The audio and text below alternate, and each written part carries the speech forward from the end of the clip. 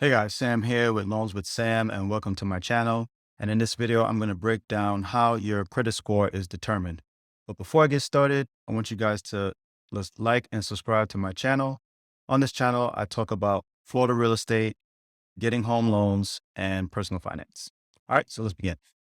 So how is your credit score determined? Basically, you have three credit bureaus, and usually your credit profiles on all three of them are roughly about the same. What may differ may be your credit score, but they all calculate your overall credit scores the same, or they use percentages of how they calculate your score.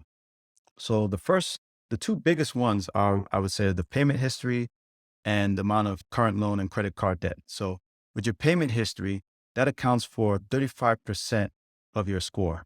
And here they're looking at things like missed payments, how many days are you late. So these things can really affect your credit score drastically. So you always want to make sure you're making payments on time. Don't miss a payment if you can.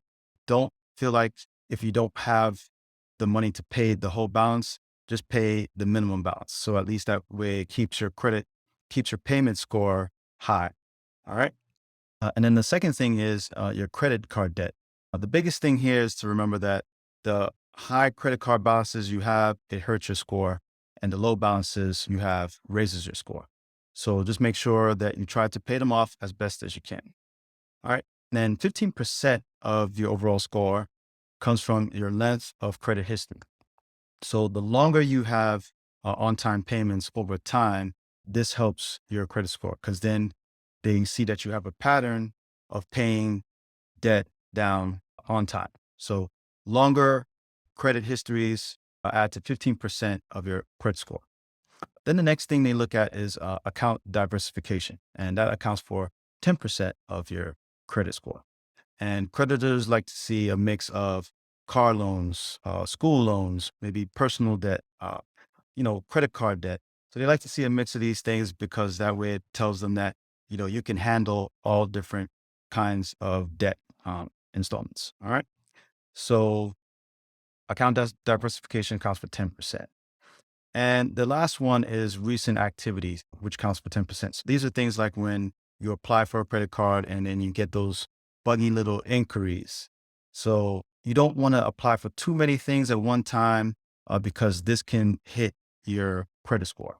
And again, even though it's 10%, you don't want to have too many inquiries on your credit report because it takes at least like 2 years, about 1 to 2 years for it to come off. So just be mindful of the amount of credit that you're applying for, whether it be credit cards, loans, things like that. Just make sure you keep in mind that they will take about 1 to 2 years for those increases to come off.